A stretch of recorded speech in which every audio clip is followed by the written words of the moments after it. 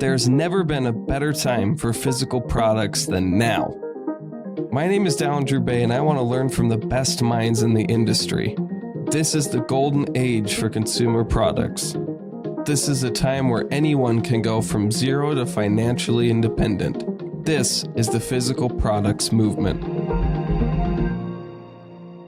Welcome to the physical products movement. My name is Dallin Drubay. I am your host. This podcast is powered by Fiddle Inventory, the best, the fastest, the most innovative inventory management software to ever hit the market. These guys are disrupting this industry. No more hefty servers, no more unresponsive customer support. Fiddle is cloud-based, so nothing will get in the way of your production. And Fiddle's created a one-of-a-kind Kanban or Trello board view, so you can see your work orders and sales orders in the most clear way possible. And the best part is, Fiddle is free. It has room to grow and paid plans as you go. But if you want to get started, there's no lengthy demos, no binding contracts, and the free lasts forever. Free trials are a thing of the past. So go to fiddle.io/podcast today to see the latest episodes of this podcast and also to get started. Tell me about yourself. What's your name? What's your company? My name is Devin Killpack, and I am an owner and partner in Gathre. And it was started about 5 years ago, a little more than that. But 5 years ago, we kind of formed a partnership together with the current partners in Gathre right now, 3 partners. And we started making mats. And the idea kind of came up because my wife was feeling frustrated about making messes on grandma's old blanket that we used to eat on every night. Yeah. Outside. We lived in a small apartment with no AC, and cooking in the home just made it unbearable to eat inside. So we ended up in the summer outside eating on the front grass on grandma's old blanket. And with 2 young children, spilling at almost every occasion was the reality, you know? So got tired of doing laundry every day in a small apartment. Yeah. And so the idea was kind of born to do something wipeable that you didn't have to put in the washing machine. And I was in China for a sourcing trip for another startup that I was working on, and visited a raw material supplier that provides goods and material for shoe manufacturers and other companies, and came home with several books of swatches of colors of this material, PU leather. And when I came home with those, and she loves color, so I think that was probably part of the turn on there as well. But she had this realization, this is the material for our wipeable blankets. So we purchased some material from the LA Fabric District and kind of made some prototypes of a PU leather or a bonded leather blanket, a wipeable blanket, and kind of got on the way. So we did a Kickstarter to, enter and see what kind of interest there was in the broad marketplace. We had done a few small product tests in the local market here in Provo, just a few blocks away, actually, in a little small shop roundup, kind of a Saturday shopping event for small business. And we sold about $1,000 worth of product that first day on a Saturday. And it felt like, that's a good start. It was about a third of the amount of inventory we had. Sure. And we thought, maybe there's something here. We had started a website and an Instagram account prior to that that little event. And this was probably it would be 6 years ago this summer that we did that little event. And it went well enough that we thought, hey, we'll just keep this going, post on our Instagram account, and pushed it along, and we're selling, a few mats here and there off our site, and decided let's really try and push this thing. So that's when we decided to do a Kickstarter. And at that time, the company brand was Let's Playground.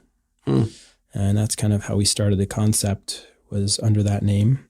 And anyway, that's kind of a bit of the founding story of how it came to be and so forth. That's so fascinating. This is the thing. This is why I love products, because you have all these stories of, we had this problem that we observed and we went out to fix it. So what I'm trying to understand, you guys were in a small apartment. You said 3 kids? 2 kids. Two small kids. You've got, you're outside eating.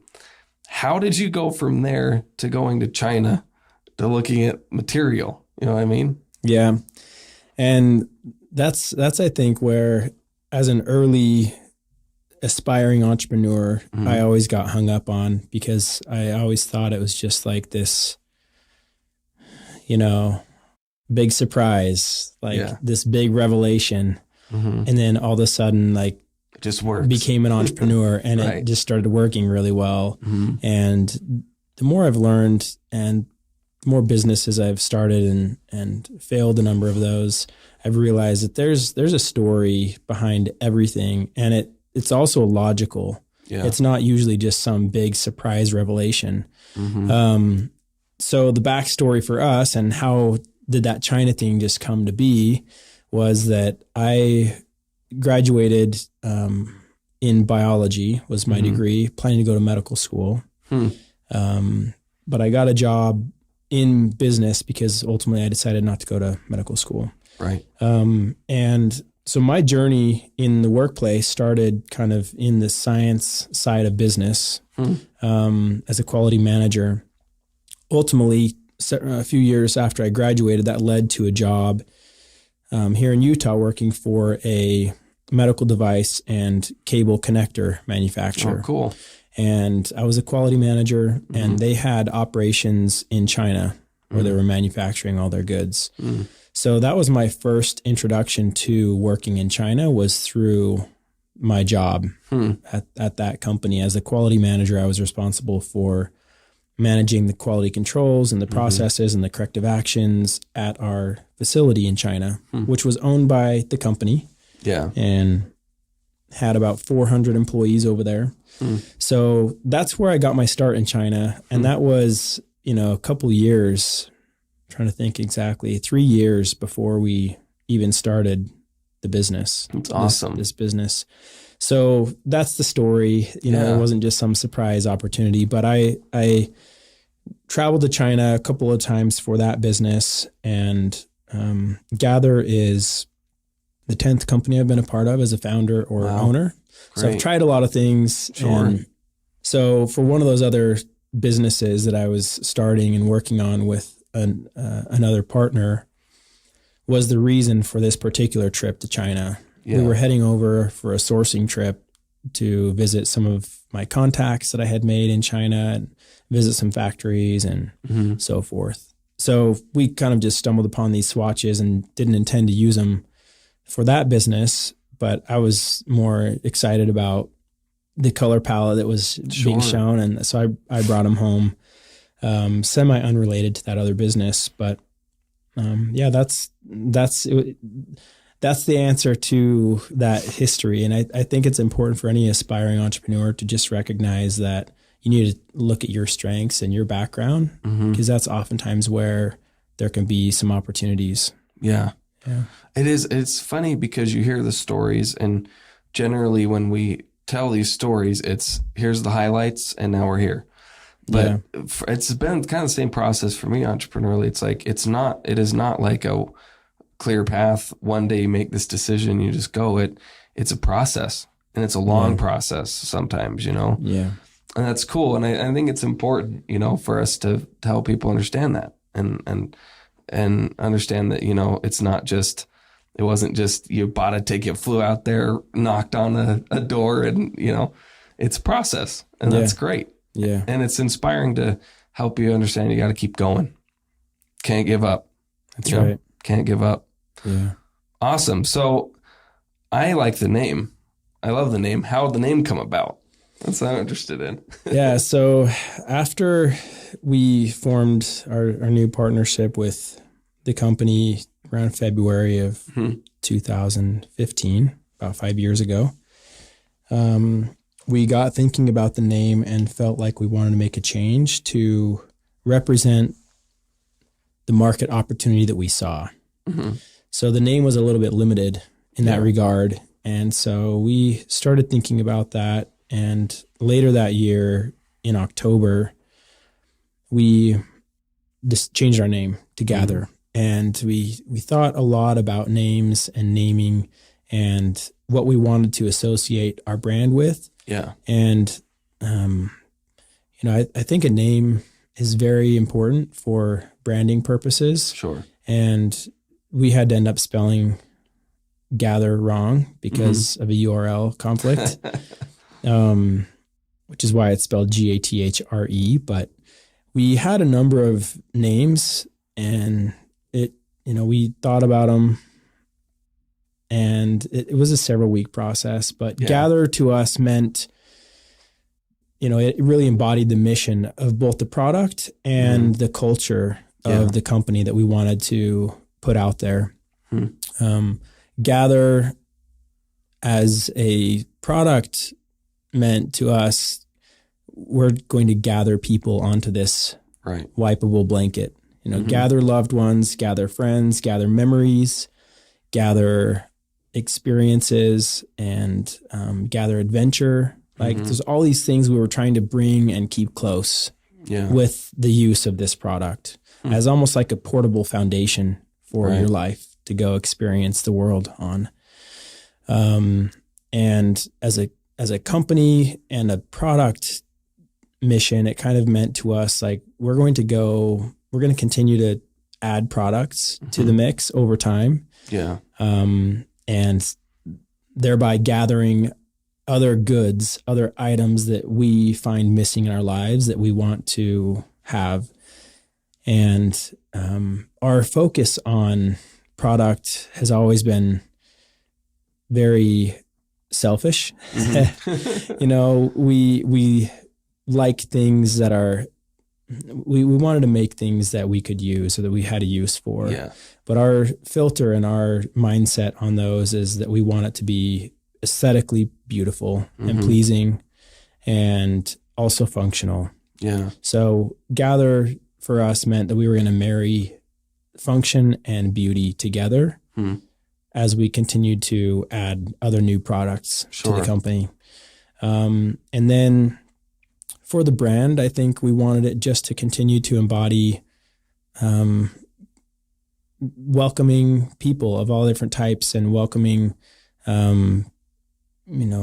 experiences to Gathre and to put yourself outside of your comfort zone, to go up in the mountains and try something new, and take a product with you that is a safe, clean foundation that you can kind of have be part of your home, take home with you. So that's kind of what Gathre ended up meaning to us, and really the reason why we settled on that. And it also then opened the door for us with product development and with the branding as we continue to expand. Who was this for?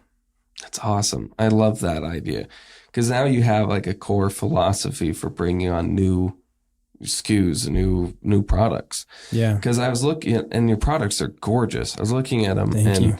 And it's multifunctional. It was very smart to go, okay, we've made this first idea, but now what can we do with this material, right? And what was your first new product, and kind of how did you start going down that path to make new products out of your original idea? Yeah, it's a great question. When we first launched, we launched with 5 sizes. Okay. So it was all using the same material. And you cut the material into a different size and it has kind of a different core function. Right. So for us, that opening lineup was, like a diaper changing mat, a high chair mat that would kind of go under a high chair during mealtime. Smart. Or like for tummy time. And then a medium and a large all-purpose mat. So a medium size that could fit 2 to 4 people, depending on the age, and then a larger size that was for the entire family. And there were 2 shapes on that one. Sure. So those were our 5 items we opened up with. And from there, it was more just an evolution of listening to customers and listening to our own, interests and needs. We, I think, ventured next into a larger size for the changing mat, and then a bib made out of the same material. And from there, I probably couldn't even call off right off the hip, shooting from the hip here, just the next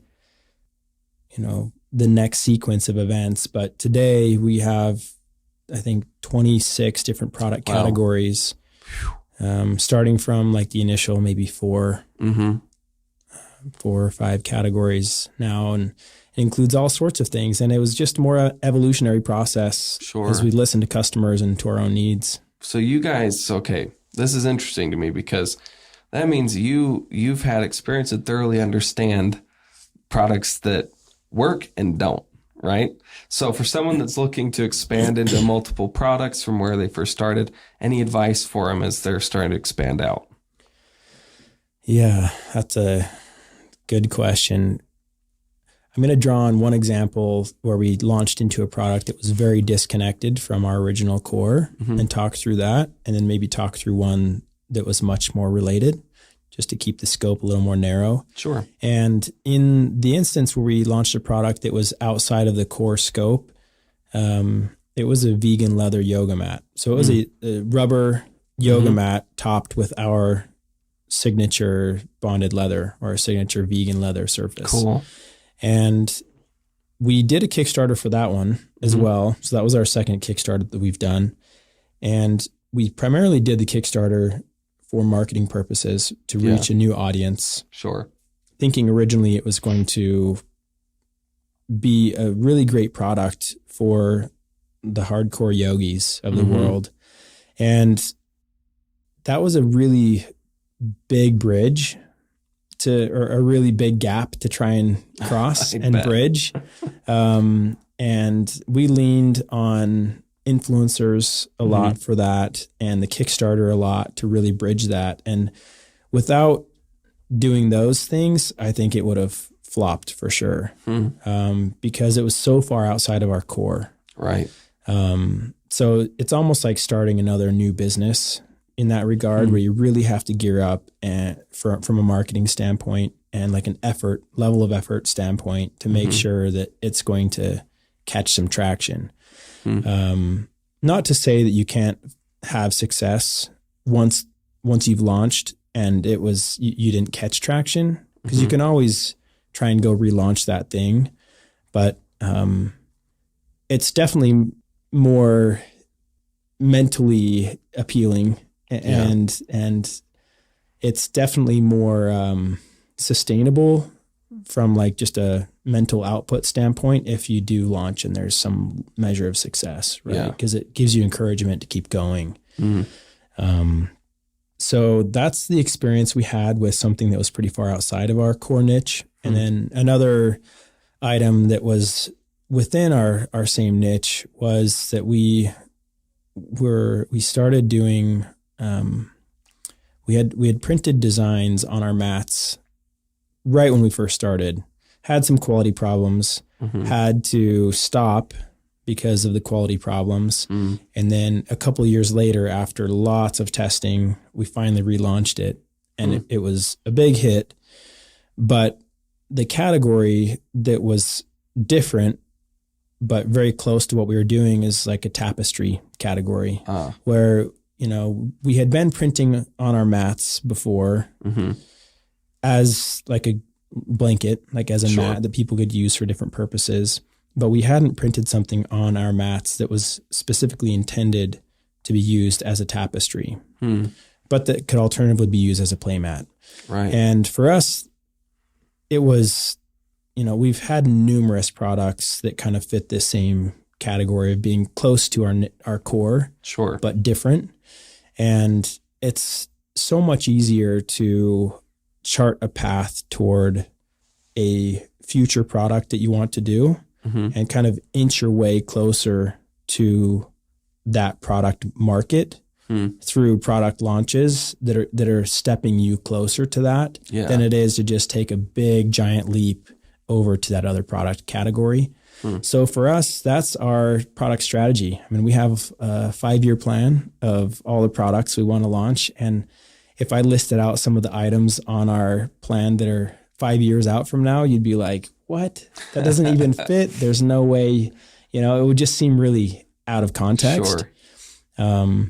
But through this, stepwise process, our plan is to just continue expanding into product that we love and that we want to have for ourselves, but either isn't the right price point, isn't the right, look and feel, aesthetic, or maybe the right material set. So, and in those cases, when we're launching something that's very close to our core, like with the tapestries, it totally blew us away. In terms of the level of success. And it was because we put a lot of effort into the launch, and that effort went a really long way because it was already resonating with our core audience. Sure. Yeah. So when you began printing, is your manufacturer doing the printing as well now, or do you have that separate? Yeah. We used to do it with a small little printing shop overseas near our manufacturer. And once we got to a certain volume, we and our factory together kind of decided we were going to bring it in-house. So we bought some equipment, did some training, and kind of brought that process in-house, which has allowed us to be a little more nimble with manufacturing and our lead times. Cool. So you're producing enough then, you're not outsourcing your manufacturing, is it, if I'm understanding correctly? We are outsourcing it, but it's very much a partnership that we have. We have one primary manufacturer for most of our goods. Cool. And it's in most way, it's like a partnership. We have a very, very close relationship with them. So much so that we have discussed starting businesses with them, separate from what we're already doing together. That's awesome.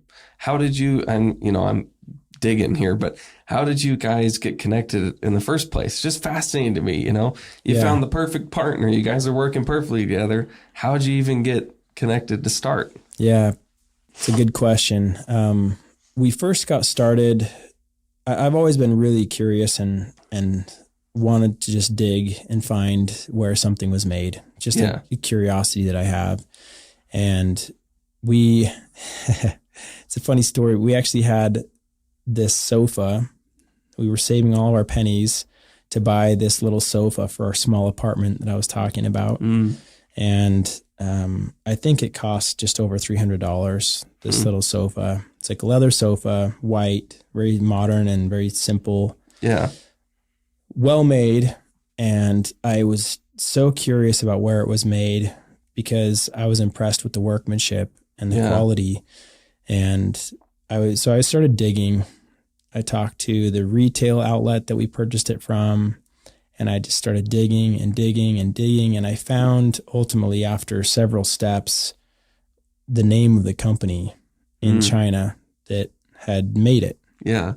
And so I thought, well, sewing a sofa with this faux leather is going to be the same concept, same principle as sewing on our PU leather for these mats. So a furniture manufacturer seems to make lots of sense. So that's where we opened the door and said, hey, are you guys willing to make some prototypes for us? This is our own design product. It's not furniture. How do you feel? And they were totally up for it. And that is the company that has become this big partner for us. And they've grown a lot over the last 4 years. We first started manufacturing our stuff locally here in Utah, by the way. So it was probably not until about a year and a half in that we opened the door with this manufacturer. Gotcha. Overseas. And do you feel like using that first local manufacturer allowed you to have what the resources you needed to be able to go into that overseas manufacturer? No, but I didn't have the contact when we first started in China, and I didn't feel as comfortable working with suppliers in China when we first started. So it was out of my reach when we first started to have considered making it with a cut and sew factory in China. But from a volume standpoint, I think it would have worked out. Their MOQs were not so high that we couldn't have started something, and it would have been maybe, our order quantity would have been far lower, far less frequent. Sure. If we started with them from the beginning. But it was just out of my reach and out of context. So we started with what we knew and started and did the best we could. And as we ran into problems and hurdles, it kind of forced us to look elsewhere and to explore other options. That sentence summarizes what I imagine were sleepless nights and a lot of stress to be able to get that all figured out. Yeah, definitely. Oh, I love it. Awesome. Okay, so the other thing I wanted to talk to you about is looking at your site, looking at the prints and everything. Getting the whole manufacturing side is one thing, but actually creating this trendy, modern, beautiful-looking product. How did you go about doing that? Do you have some designers you've worked with? Has it all been with your partnerships? I mean, what have you guys done to pull that off? Well, we've always had a very keen focus on design. I think, painting a picture of our background briefly will maybe help with some understanding there. But my wife's mother, my mother-in-law, is a graphic designer, and by training, and she has this really, really great eye for color and aesthetics, and so I think that was, infused into my wife, into Marilee, growing up, and she also spent a lot of time in New York City dancing, so she had great exposure to good design in big cities and trends. So that always pushed her, I guess that grew her interest a lot in fashion and design. And I served a 2-year volunteer mission for the Church of Jesus Christ of Latter-day Saints in Sweden. Oh, cool. So I spent 2 years there amongst some of the most trendy people in the world, one of the most trendy countries, and fell in love with the European design and the simplicity and the white modern look from Scandinavia. And so that was influencing me, and that had pushed me to want to create some of my own logos and designs in some of these previous businesses I had tried. So I was kind of working on this side hustle as improving my graphic design skills. And our other partner, Jessica, had also had experience from some previous experiences dabbling with graphic design. So from the start, we were doing our own graphic design between Jessica and I, with Marilee's final taste touch. She's got the final touch. And that really has influenced our design focus for everything we do. It's very modern. It's very simple. It's very functional.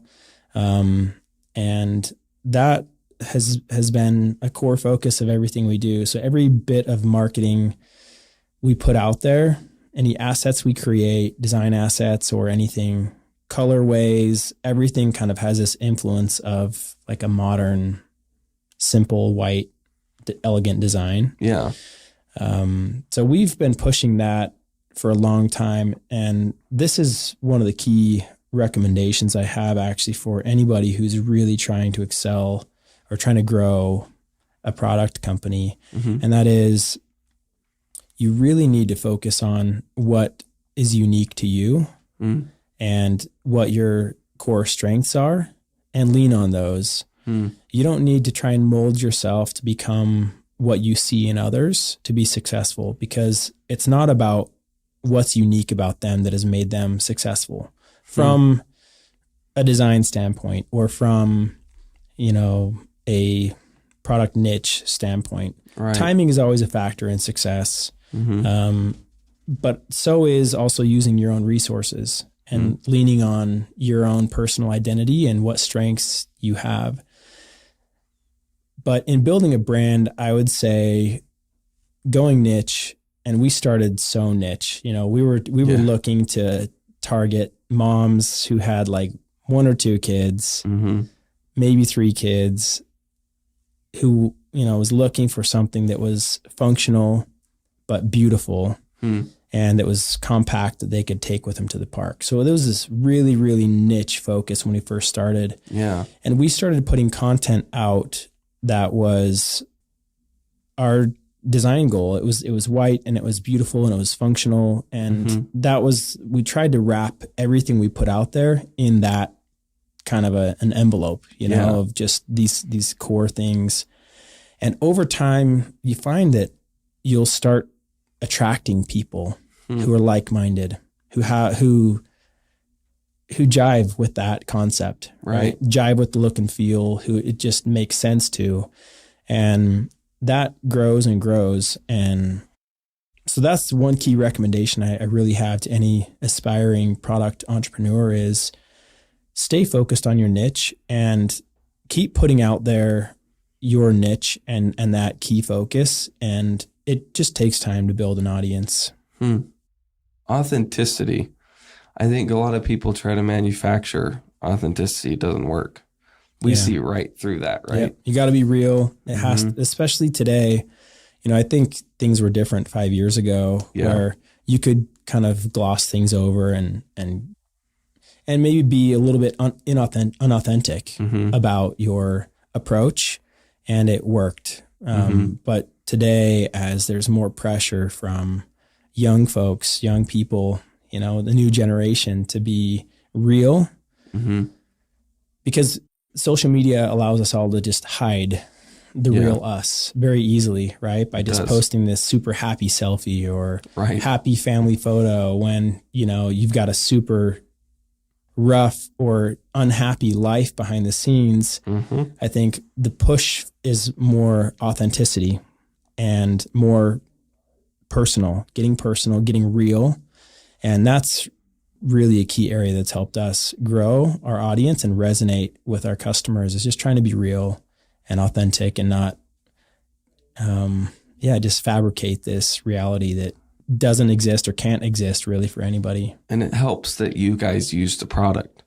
You built the product you wanted, right? And so now talking about it, sharing it, it's not difficult. You're not sitting down with your wife and going, okay, how can we present this in a way? It's like, no, you enjoy it yourself.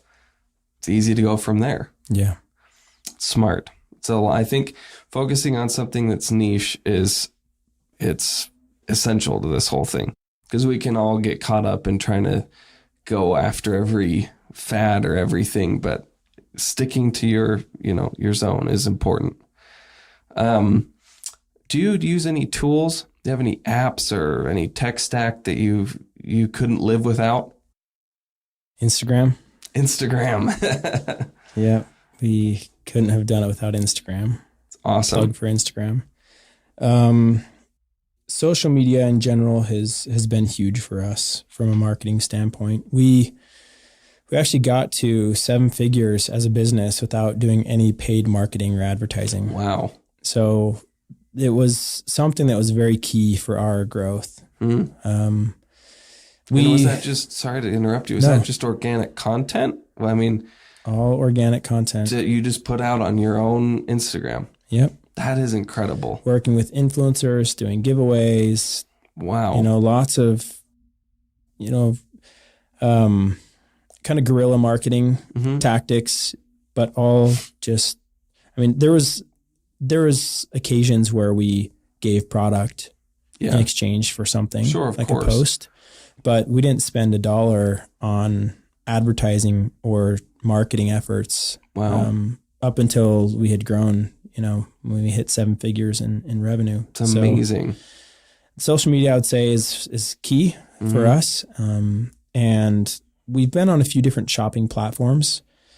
I think maybe 2. We first started on Squarespace years ago when we didn't really know exactly the best platform to be on. And it quickly became evident to us that we needed to change from Squarespace because it didn't have the functionality and some things we needed. Yeah. And at the time we were looking at and comparing, well, do we go Shopify or do we go WordPress and do our own thing and self-host? And after some deliberation, we decided to go with a hosted platform like Shopify. Yeah. And for anyone starting today, Shopify is the ultimate place to be. It's kind of the standard, huh? So today we couldn't really do it without Shopify.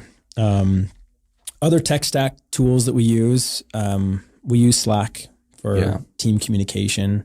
We use Asana for project management and kind of task keeping. We're on Google Apps for Work, which is great for storing documents in the cloud and, shared documents we can edit and use, and of course, email. And aside from that, we don't really have any homegrown software that we've worked on or used. We have apps that are tied to our Shopify site that are awesome and that really help us accomplish things on the sales side. Like managing inventory and purchase orders and that type of stuff through there? No, we manage purchase orders on Excel. Cool. Primarily. I mean, awesome. Our manufacturer has their own system, but we've created documents and an entire supplier and vendor operations manual with our version of the PO, the bill of lading, the packing list, and our production schedule. All of those are just formatted on Excel that we use, and it's worked really great in that regard, just using Excel for that. So that's been an important, I guess, tech stack for us. Other than that, though, the apps on Shopify are mostly geared towards sales and selling. So it's an app that's a pop-up to help gather emails, or, it's like email software. I guess we have email software. We're using Klaviyo for email software. Yeah, that's kind of the tech stack that we're currently on. It's awesome. It's good. Hearing those specific details and recommendations they're good to hear that, right? If you're looking to do your own thing, it's like, okay, but what are, Give me some ideas. Give me some ideas. Yeah. So it's always good to get ideas like that. Before we hit the last question that I had, and this wasn't on here, so it's okay if it takes a second to think about, what are your thoughts and feelings about this industry in specific? How it looks from your perspective, even locally in Utah or whatever. What, is this a good time for consumer products? Is it a hard time for consumer products? Where do you think the industry sits? I think based on our experience and the evolution that we've seen with our social media and social media marketing, that's kind of guides me to form the opinion I have about it. Social media marketing has really drastically changed over the last 5 years, where 5 years ago, 4 years ago, maybe even 3 years ago, it was much easier to grow organically. Yeah. I think had Gathre started 5-6 years ago without Instagram being where it was, if today's Instagram existed 5 or 6 years ago when we were just starting, it would have been a lot harder for us to get going. It's not completely pay to play today, but it's much more pay to play today than it was. It's much more crowded, and it's a lot more difficult to gain followers, to gain traction on social media. So that kind of pushes me to form the opinion I have that it's not too late to start a product company. Definitely not. But it just takes a different strategy today than it took us 5 or 6 years ago. And it's influencer driven, it's giveaway driven. Those are really the only ways that we've found real organic, well, not organic, but real growth on Instagram and on social media is through those means, aside from paid advertising. Sure. So I don't think it's too late, but I think it's going to be a lot more difficult on at least the Instagram platform. Sure. I think in a few years from now. But I think it's a really great time for a product company right now, in general. It's funny because so many people are focused on tech, and I think we're missing the fact that this is the golden age for product. Yeah.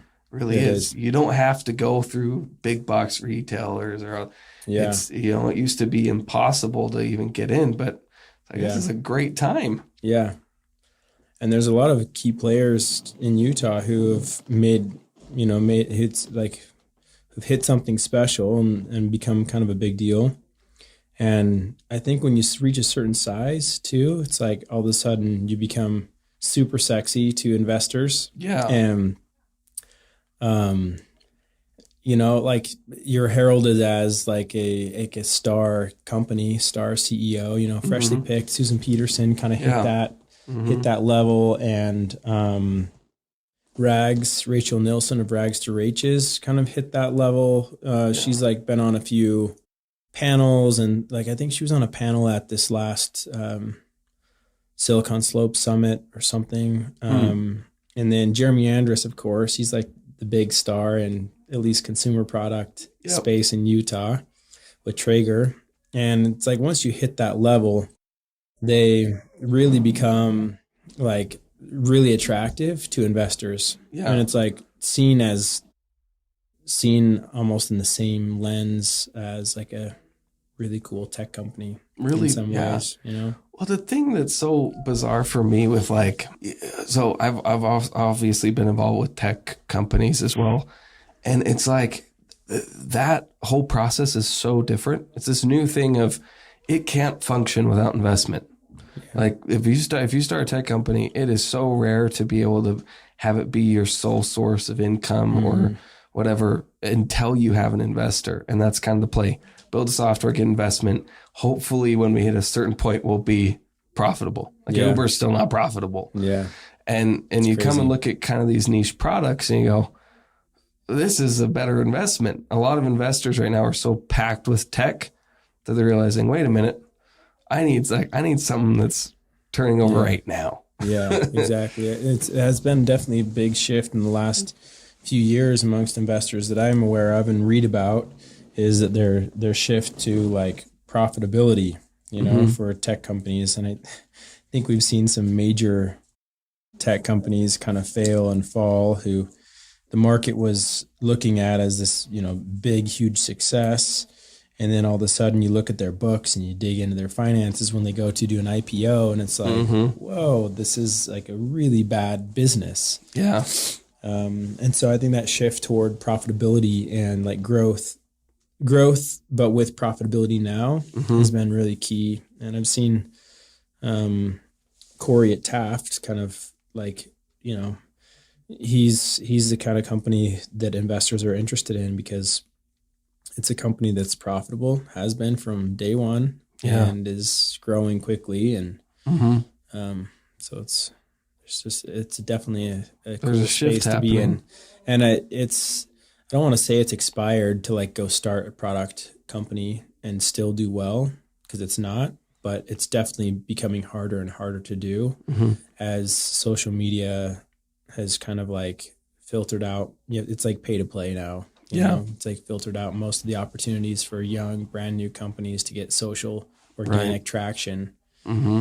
But anyway, it's an interesting. It is space. Interesting, but it always feels like there's always these new things that happen. Yeah, and if you can kind of examine, so like I look at Instagram, right?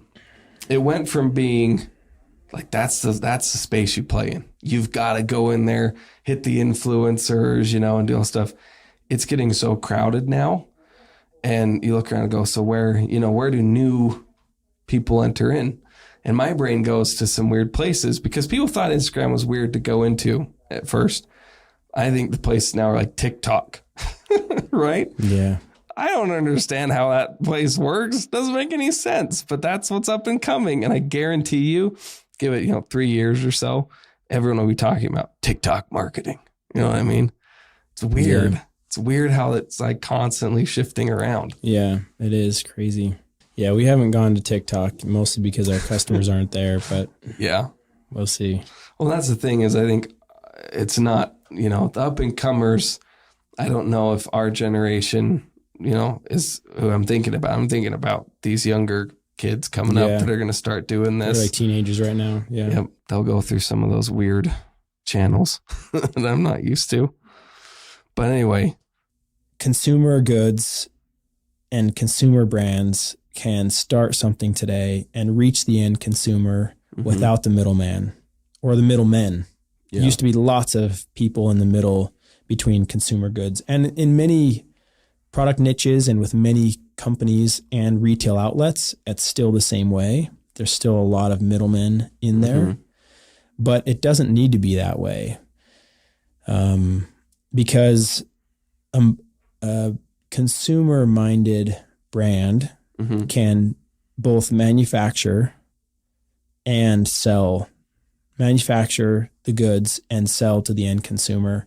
Right. And it doesn't need, we don't need a retail outlet anymore. We don't need, a product development group per se. Obviously those can be great, and we have used some, and we will continue to use some of those going forward, but it can be done solo. And that's one of the beauties of the consumer, of the modern product company today, the direct consumer brand, or DTC brand, right? As it's referred to these. And I think it's almost a heyday. I feel like it's kind of a heyday for product brands who have been in business for a number of years. Have a lot of friends that are in a very, very similar boat to Gathre right now. Started within a couple of years of us, and who are all in a similar place from a revenue standpoint and an audience size standpoint today. And it's actually kind of mind-boggling just to recognize how many companies have such a similar story to Gathre's. Yeah. And we had no connection to most of these companies when we were first starting, but we've become acquainted with them as we've attended different events and things for product companies over the last several years, and just kind of rubbed shoulders with people who we see coming up, in our feed. Yeah. And we reach out to recognize, they're in Utah as well. And we've kind of formed an informal alliance, and group with these people where we chat and we talk about our challenges and things. And I think we all would probably agree and say that this is a golden time. It's like heyday time to be in product. And I think it will continue to be that way for a long time. Obviously the tactics will change, and maybe it won't be on Instagram in a few years, right? Maybe it's going to be on TikTok or some other platform where they're going to see a lot of rapid growth, but it just need to be where your customer is, really. Yeah. So if you were doing it from scratch today, what do you think? How, this is all theoretical, right? What would your approach be with this changing climate? I would make sure that materials we're using, whatever niche it's in, are organic or, in line with trends of today's consumers wanting organic or healthy or, non-toxic goods. So I'd make sure my raw materials were in line with, I wouldn't say the extreme view, but like the more eco-friendly, ecological view. And I would make sure that our brand is very focused on whatever, it's very focused and refined, and that we're going to be consistent with our brand and the visuals and who our target is, who are we trying to sell to. And then I would proceed and set up manufacturing with a great partner who I could rely on. And it might need to be someone smaller from the start. Sure. Maybe it needs to be local, or maybe it needs to be a mix of, some stay-at-home moms or some people who could, depending on what the product is, if it can be sewn, it's easier to find a cut and sew shop, or use a network of people who have a sewing machine at home. But finding, small runs and getting going, but I would still launch and have my key strategy be Instagram for social media, and influencers for featured posts and giveaways would be a big thing. And I think all the same things we're doing today would probably still be done. I just think it would have a different level of success or a different pace of growth. Right. So it might require funding. Mm-hmm. You know, if we were finding that traction was slow, being more open to that. We personally haven't taken any funding. Oh, wow. And we've been That's profitable impressive. since our first month in business. Awesome. And we've been able to self-grow the business, but that's maybe one thing that would change today versus the future is I may find that I would have to come out of pocket to self-fund this new venture or find an angel investor or something to help get us there and prove out the concept and put a little more money behind reaching the consumer on social media. Awesome stuff. So that might be wrapped up in the final question. That is advice that you'd give current product developers. And that's a great enough answer for that question if you don't have another thing to submit. But yeah, and I think I touched on it earlier too, but I would strongly encourage staying focused on you and your niche and why you started it, and get really creative about where you're finding those people. Blogs, you know, Instagram groups or Facebook groups, you know, hashtags on Instagram where there's like-minded people who are, you know, let's say it's like biking, BMX biking or something, a product for that space. You just got to really dive into, and someone starting a product in a space like that ideally has that need for themselves. So they get the mindset. Yeah. Right. And they know the platforms and the places where they can reach those kind of people. And you just got to get creative, be open to doing, like if it was a BMX thing, you know, sponsoring somebody, and maybe it's like a really small somebody. Yeah. And maybe they're not going to ask for money. They're just going to have product, but get super creative about it. And then don't be afraid to work with companies that are trying to do, that they're young also. You kind of band together with people that are your same size, up and coming, trying to do something, and kind of band together a little bit to do, you know, giveaways, promote each other, and just work with people.